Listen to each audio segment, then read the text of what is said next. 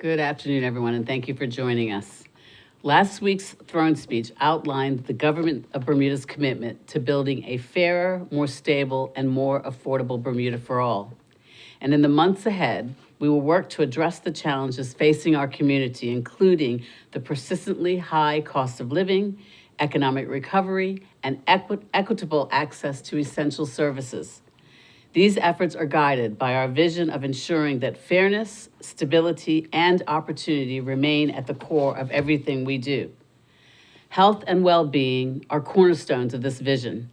As highlighted in the throne speech, we will take bold steps to improve access to affordable health care, strengthen public health initiatives, and address critical challenges such as mental health, elder care, and hospital capacity.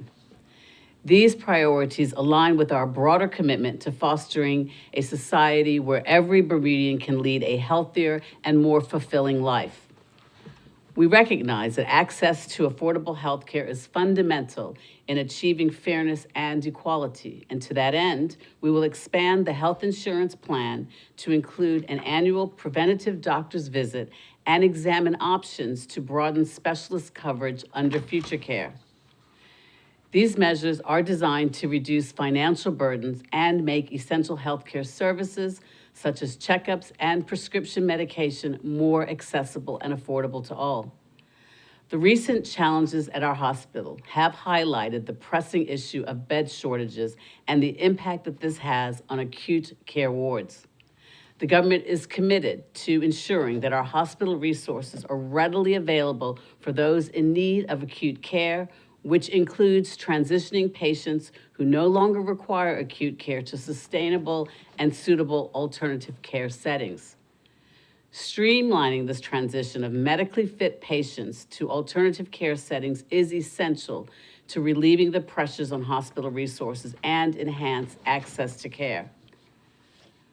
To address elder care demands, we are upgrading existing facilities, planning new ones as well, and we are expanding the interest-free loan scheme for home modifications for seniors and disabled individuals.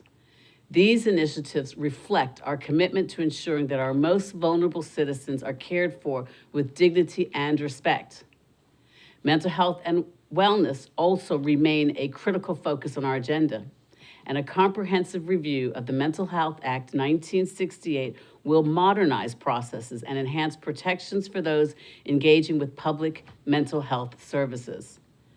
We will continue to foster a Bermuda where mental health is understood and supported without stigma by implementing initiatives such as the Mental Health Awareness Campaign, a suicide prevention strategy, and a community outreach program. We are enhancing advocacy through National Health Advocacy Program, integrating mental health into primary care via the MH-GAP program and piloting a school-based health behavior intervention. Additional efforts also include providing growth within our community. We will also address other public health priorities through new and impactful legislation. A ban on industrially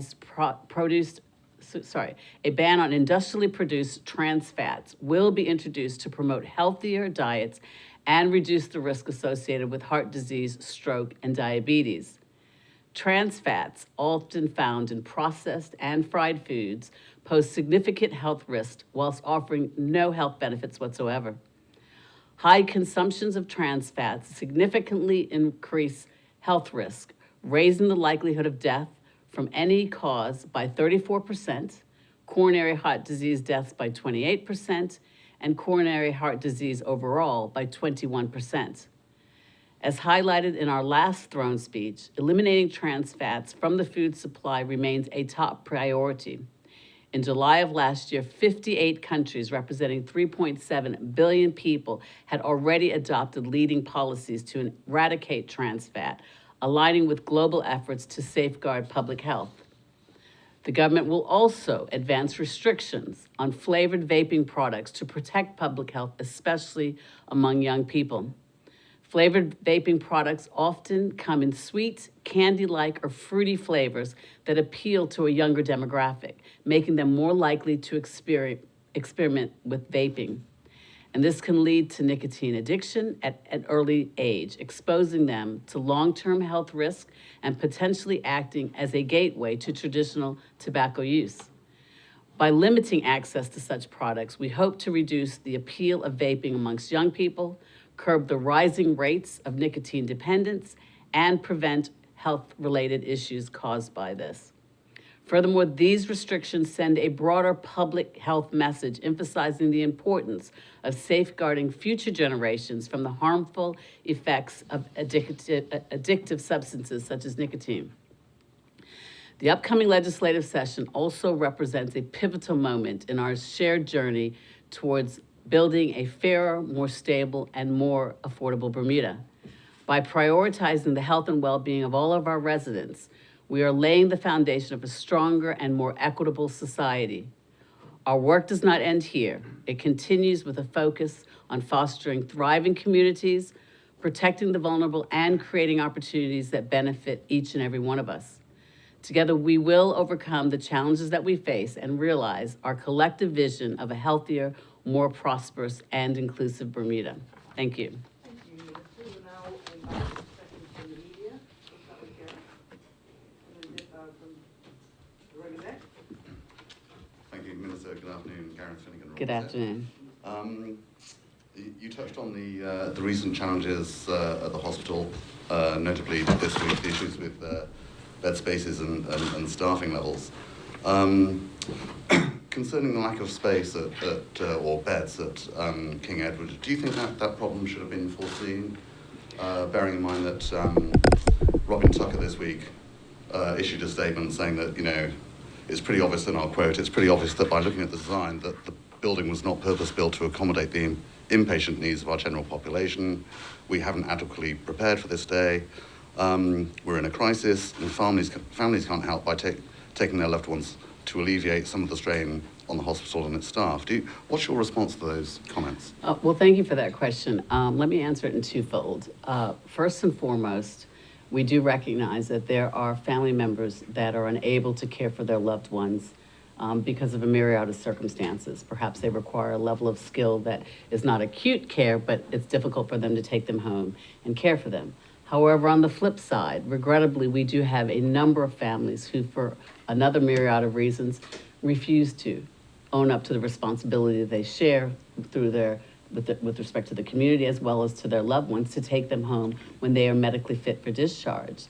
So the challenge that we have, unfortunately, is that it becomes a ripple effect. If persons are unable to or unwilling, I should say, to take their family members home upon discharge when they're medically fit to be removed, then it just adds to the bed blocking in the acute care wing. So therefore, persons are having to have surgeries, that elective surgeries are canceled, or alternatively, persons are being treated in the emergency room. So our plea to the members of the public is if you have a family member who has been medically fit for discharge, please take them home if you are able to do so. And we know that there are a number of families that can do so, and for whatever reasons don't. And that's a responsibility that the family has to themselves, to their loved ones, and the community at large. But what can the government do to enforce that? Can you, I don't know, implement any sort of order to say, right, okay, if you have somebody at the hospital who's been there for perhaps as long as 5 months, who's medically fit, and you can take care of them, you know, they shouldn't be staying at the hospital. And is there anything that you could legally do to make them look after their relatives? It's unfortunate that you have to get to a state where you're perhaps looking at legislation and other initiatives to force people to do what's responsible. However, if that's what we have to do, we have to do that. We are looking at a number of bold initiatives as we speak to ensure that in circumstances, again, where persons are medically fit for discharge and the family members are capable but have chosen not to take care of their loved ones, then we will have to look at stronger implementation to ensure that that takes place. On the flip side, again, I do recognize, we do as a government, that there are individuals that are in the hospital setting and they don't require acute care, but they may need some other type of services such as day facilities. We know that we're living in a sandwich generation. And as such, we will be, as we've indicated in the throne speech, rolling out a daycare facility. So those individuals that have to work during the day, but they may have some senior loved ones that they're also taking care of, will be able to go to this safe day facility whilst they're at work. And we do know that there are circumstances of individuals that are in hospital as we speak, and that is the challenge that the families have. They're medically fit for discharge.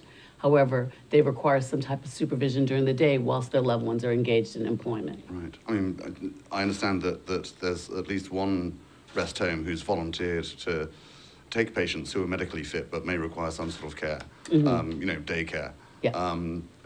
Is that a consideration? Absolutely. All things are on the table. We are certainly looking at, you'll note that the hospital started at level 3 and then they dropped it to level 2 by the end of the day, because there are facilities that are available within the community so that persons are able to transition out from the acute care ward to those particular facilities. I should also add that in addition to the day facility, we are looking as a government to add further beds to Sylvia Richardson, as well as you'll know that there is going to be a redevelopment of the Leafroy facility, and that, granted, it will not be in 20 months, but that is certainly something that's coming on board. In addition to that, the government does have the personal home care benefit, which is a benefit that persons under Future Care and HIP can apply for to receive financial assistance as it relates to having a home care provider come to their home to do things like bathing, changing, cooking, and so forth for their loved ones. And we're looking to be making enhancements to that program. It's found very much success, and we want to encourage persons to take advantage of it, and we will look to enhance that program as well. But are you also actually building a new rest home, is that right? That's correct. Oh, yes, that's it won't be in 20 months, but certainly Sure. in the throne speech, we did indicate, thank you for reminding me, that we will be building a centrally located facility as well. Right. Yes. It just seems that the one sort of overriding issue with this is that the government seems to be reactive rather than proactive, because, I mean, for example, the issue of medically fit patients staying in hospital, that's been going on for several years. Mm-hmm. It's sort of just been this thing that happened. I think last year there was a similar issue as to what happened this week. Mm-hmm. Why hasn't any of this been done before? Well, again, Gareth, I think one of the main issues that we have to identify is the fact that there are a large percentage of individuals that are medically fit for discharge on any given day, and the families have either chosen not to do what is their responsibility and take their loved ones home. So it's very difficult when persons don't take personal responsibility as it relates to taking care of their loved ones. And a number of those individuals that are medically fit for discharge on any given day is as a result of family members saying, I would choose to let that person stay there whilst I go to work, whilst I continue engagement in my life, and the hospital and the taxpayers can deal with that. And the taxpayers carry the can, basically. Can or can't? Can? Can. Or Unfortunately, do. they do. Carry the We can. do. We Yeah. do carry it, and that's very unfortunate. And like I said, we are looking at some very bold initiatives to address that, because I don't think that any taxpayer would appreciate knowing that their hard-earned dollars are going towards the care of someone whose family member could very well take care of them at home, but choose not to. Okay. And again, I need to emphasize, I'm not speaking about the ones that have, because of the care needs that are required of that loved one, and they require further care or skilled care. I'm not talking about that. I'm talking about the ones that deliberately leave their family members at the hospital who are medically fit for discharge and choose not to deal with it, their responsibility appropriately. Moving on to staff shortages Yes. and to today's story about lack of oncology nurses. Does the government take any responsibility for that, or just the general operations of the hospital? Mm-hmm. Is it a case of, does the government think, right, okay, BHP, here's your allowance for the year, your budget for the year, and we'll just leave you to get on with it? Or does the government shoulder more responsibility for the general running of the hospital? Okay, well, you know under the legislation that the government does not provide for the operation of the hospital. In fact, the legislation is quite specific as to the operational aspects of the hospital and who is responsible for that, which of course is the executive BHP. However, we are here where we are, and of course this is a situation that impacts each and every one of us, because every one of us has someone that we know personally or otherwise, family or friends, that has been impacted by a cancer. However, what's important to note is that we trust that the King Edward Memorial Hospital, BHP's executive, will address this issue, and that we know that there are some challenges that highlight the need for strategic planning as it relates to staffing. And a strong and sustainable healthcare system requires that there's a strategic planning as well as staffing levels and that they remain stable so that the members of the public are not impacted. So again, it's an operational issue as it relates to BHB, in which government does not have any control over, but we're confident that BHB's executive will address this accordingly and address the staffing issues as well as ensuring that they have a succession planning and so forth so that these issues do not take place. Again, however, the government is there, we stand here as their stakeholders to try to support in any mechanisms that we can. But one of the issues that they have is a lack of funding. They have to have an overdraft. Can the government support them in any way financially? The funding mechanism with respect to the hospital is something that's ongoing discussions because we recognize that we need to ensure that our hospital is financially sustainable. We also need to ensure that the monies that are received from the hospital, that there's proper transparency and accountability. However, when we're talking about issues as it relates to staffing, all the money in the world doesn't address staffing issues. Okay, one final question. Sure. On Sunday, you issued a statement about the current situation with COVID. Yes. 5 years on now since it first came here. One thing you did say is you urged people to particularly the elderly and immune compromised, to keep up with their vaccines and make sure they're up to date. We're hearing numerous reports from people, and it's anecdotal evidence, but we're getting calls from people saying they can't get a COVID vaccine anywhere. Do you know if they're available on the island? Does government have some sort of record or? What you may recall from previously, UK Public Health Authority is the one that provides all of the vaccinations for all of the OTCs. So we've been in constant contact with them, and we're awaiting further confirmation from them as to when a shipment will be made available to Bermuda as well as the other OTCs. That's our supplier, is the UK, and we're waiting for confirmation about that. And the moment that they are received, then we will obviously make a public announcement to that effect. And it's the government that's ordering those. It's not a case of private practices having to. No. As we've done before since Yeah. 2020, when we started first Sure. got the vaccinations, we received them from UK Public Health Authority, and they're the ones that supply all the vaccinations to all of the OTCs. Right. Minister, thank you so much. Thank you. Thank you, Gary. And I will now take questions from the Bermuda Broadcasting Company. Good afternoon, Minister Wilson. Gray Miners Bermuda Broadcasting. How are you this I'm afternoon? fine, thank you. Building off of what Gareth was asking about staffing issues, but Yes. looking at it from a broader sense, healthcare and healthcare services do not exist in a silo. When you're Correct. looking at the Western world, you have a global fight or race for healthcare workers. Is Bermuda or the Bermuda government, or I should say the Ministry of Health, working with the Ministry of Labor to look at more people, bringing more people to work in the healthcare industry? And is the Bermuda Ministry of Health working alongside the Ministry of Education to look at how we can train young Bermudians to eventually fill those roles? Thank you for that question. I'll start with the educational element in first and foremost. You may know that there is a program at the Bermuda College with respect to a nursing program. So we are offering that type of program. And our hope, of course, is that Bermudians will train up, take advantage of the program here locally, and then be able to filter into our healthcare system.